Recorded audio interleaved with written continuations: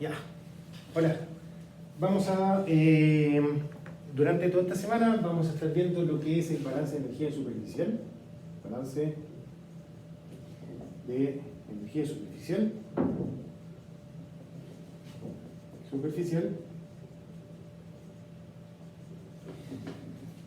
Que si bien es algo que ustedes ya lo han visto antes, particular en hidrología, tienen que algo haber visto acá. Creo que es tan importante que es bueno reforzarlo y ahora colocarlo en el contexto del ramo que nosotros estamos hablando, ¿ya? Que es proceso de transporte, que también de alguna manera introduce lo que vamos a ver durante la próxima semana, que serían todos los procesos de transporte que ocurren a través de interfaces, ¿ya? Que en este caso acá sería una superficie. La idea es que nosotros vamos a tener una superficie que puede ser un lago, vamos a tener suelo, vamos a tener nieve, etc. ¿Ya? Tenemos diferentes tipos de superficie. Acá arriba tenemos la atmósfera y lo que tenemos es que esta superficie, aquí, la superficie está a una temperatura T0, ¿ya? Que esa sería la temperatura a la cual está la superficie. Y el valor de T0 esencialmente es en respuesta de todos los flujos de calor que estarían entrando y saliendo hacia esta superficie. T0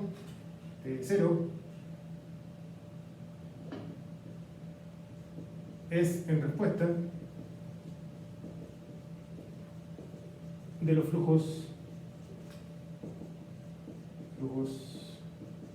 de calor que entran, o mejor dicho, no es que entren, porque la superficie no tiene un volumen, entonces no hay nada que pueda entrar, ¿ya? Pero sí yo puedo decir de que inciden o salen de la superficie, ¿ya? Donde estos flujos de calor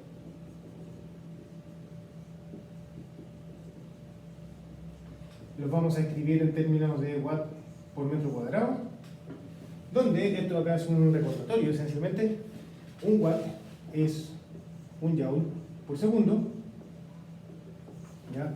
Donde joule es una cantidad de energía tanto como energía cinética, mv cuadrado, medios, ¿ya? Energía potencial, mgh, o energía calórica, ¿ya? Que está el roce sub P por delta T. Todo eso ahí hacen energía por unidad de tiempo, o sea, es un flujo, como masa por unidad de tiempo. En este caso acá estamos hablando de energía por unidad de tiempo, que cruza por una cierta superficie de suelo, ¿ya? o de lago, que es perpendicular esencialmente a la gravedad, la superficie sobre la cual nosotros vamos a estar trabajando. Watt por metro cuadrado, o sea, cuánto calor entra o sale a mi superficie, o incide o se emitió desde mi superficie, por unidad de superficie, por cuántos metros cuadrados de la superficie nosotros tengamos. ¿Ya? Y cuando estamos hablando de los flujos, vamos a tener, en general, flujos de calor que vienen desde la atmósfera, desde el sol, que lo notamos como HSW, que son flujos de calor de onda corta, desde el sol, que vienen desde el sol. O sea, esto acá es un dato que se mide o se estima a partir de modelos que venden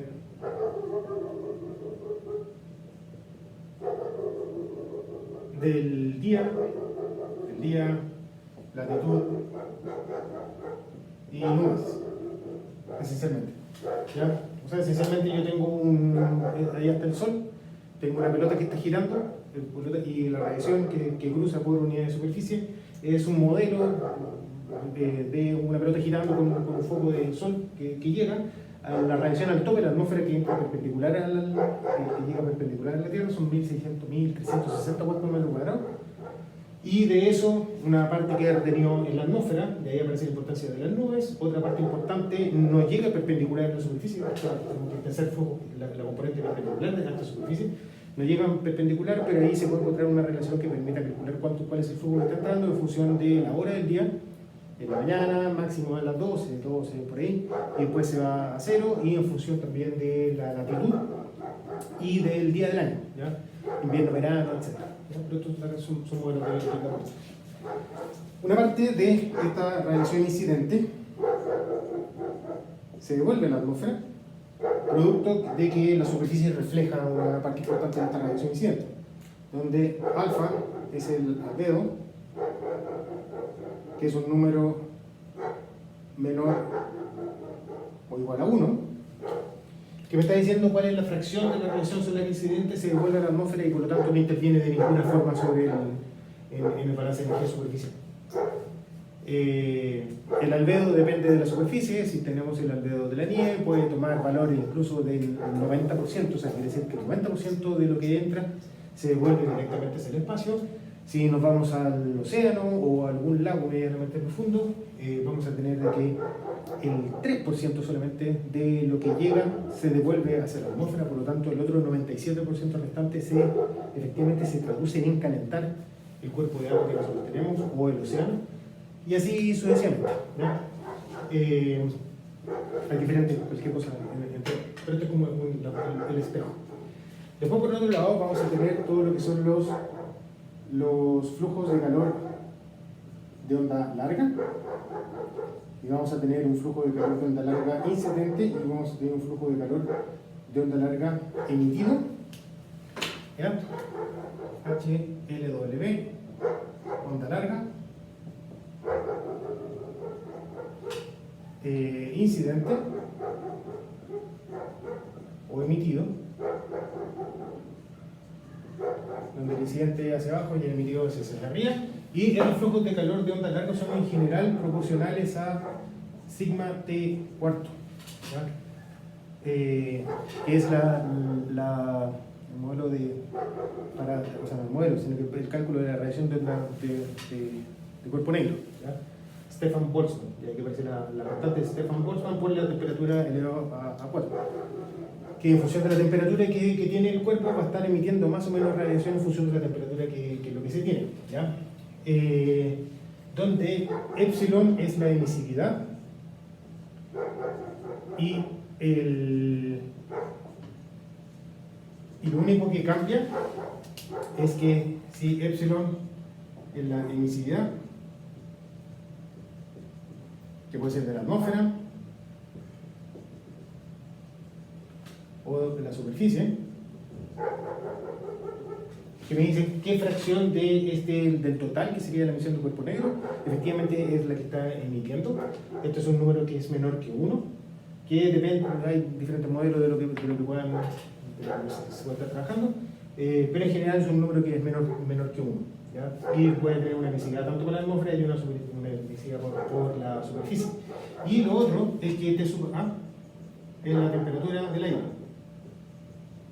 ¿ya?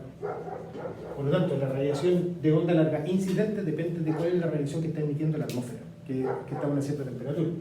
La emisión de onda larga que emite el cuerpo de agua depende de la temperatura a la cual se encuentra la superficie, ¿ya? Que sería el TC. Y depende de los valores de las emisividades, ¿ya? Y finalmente voy a colocar a este otro lado de acá los últimos 3 flujos. Vamos a tener una cosa que se llama H sub L, H sub S y H sub G, ¿ya? Dato, estos dos flujos, la onda corta y onda larga, son flujos radiativos,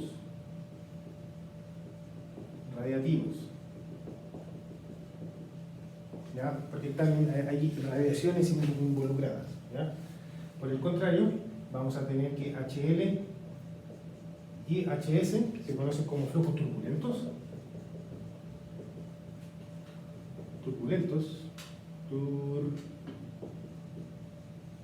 turbulentos de calor, y donde H sub L es el calor latente, flujo turbulento de calor latente, ¿ya? O sea, H sub L sería latente, que L sub V por la tasa de evaporación, que depende principalmente de la tasa de evaporación, donde L sub V es el calor latente de evaporación, calor latente de evaporación, ¿ya? Que es cuánto calor se necesita para evaporar un cierto volumen cantidad de masa de agua, y E, esta acá es la tasa de evaporación, que desde la superficie. El sub es una propiedad del agua, ¿ya? Como el calor específico, el calor latente también es una propiedad del agua, que esencialmente me está diciendo cuánto es el calor que yo voy a estar liberando el agua cuando se produce la evaporación de una cierta cantidad de agua, ¿ya? De una cierta masa. Entonces, si es que yo lo multiplico por la tasa a la cual se estaría evaporando en términos de masa por unidad de tiempo, voy a llegar a encontrar un resultado que sería masa por watt, por metro cuadrado, ¿ya? H sub S es el calor sensible, que esencialmente este de acá, H sub L, es difusión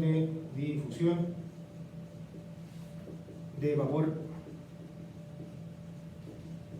de agua, y H sub S es difusión turbulenta de temperatura.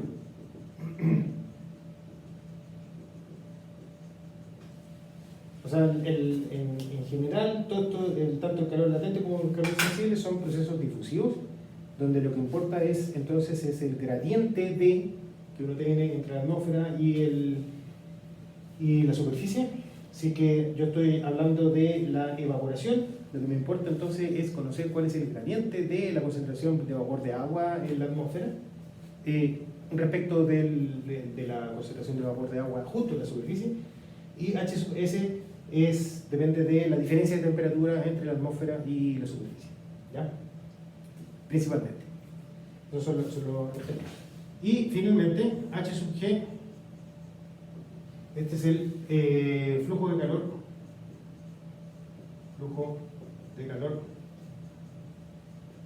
intercambiado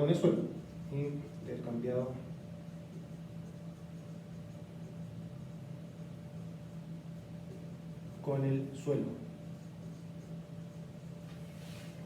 ¿ya? Que esto acá es difusión, y en particular es difusión molecular.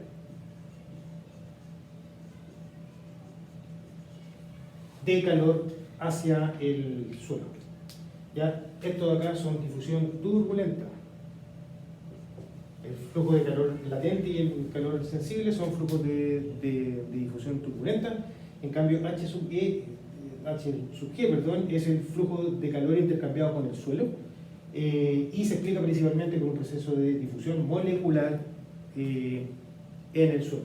Si estuviéramos hablando de un cuerpo de agua, esto esencialmente es el flujo de calor que entra hacia el cuerpo de agua. La resultante de todas estas cosas de acá arriba es lo que estaría entrando hacia el cuerpo de agua. Se me acabó la pizarra, pero esencialmente nosotros vamos a tener una serie de flujos de calor que van a estar entrando.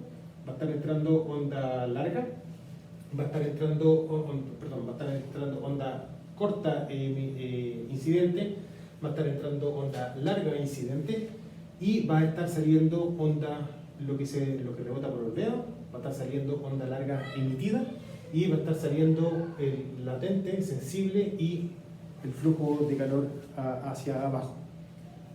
Y como un adelanto, cómo estas cosas de acá se cuadran, esencialmente entre que la suma de todos estos flujos tiene que ser igual a cero. Porque estamos hablando sobre una superficie. No estamos hablando de un volumen de algo, de suelo o de agua que pueda almacenar calor, ¿ya? Que sería el que me estaría explicando un dT/dt, que hay un cambio en el tiempo. No, estamos hablando de una superficie. ¿Y qué es lo que puede ocurrir sobre la superficie? Esencialmente todo el calor que entra tiene que salir, de alguna forma. Puede entrar e irse hacia abajo, o puede entrar y rebotar hacia la atmósfera, no tiene otra opción, ¿ya? Y eso es lo que nos está diciendo, que la suma de todos estos flujos de calor sobre la superficie en términos de balance de energía superficial tiene que ser igual a cero. ¿Cómo se logra eso? Manipulando la única variable que nos queda, suelta. Es lo único que nos queda suelto. Todo lo que viene en la atmósfera no tenemos nada que hacer. Estos términos de acá también dependen de alguna manera de cero. Este flujo de acá también depende de alguna manera de cero. Por lo tanto, cuando estamos hablando de una superficie, y este es como el aspecto clave del balance de energía superficial, la temperatura que uno tiene en una superficie esencialmente es la temperatura que satisface que la resultante de todos los flujos de calor que entran tiene que ser igual a la resultante de todos los flujos de calor que salen. ¿Ya? Porque esencialmente las superficies no acumulan calor, no pueden acumular calor. Vamos a estar hablando sobre esto acá, por ejemplo, algunos modelos para la difusión, algunos modelos para el calor y algunas cosas por aquí. Eso, nos vemos, chao.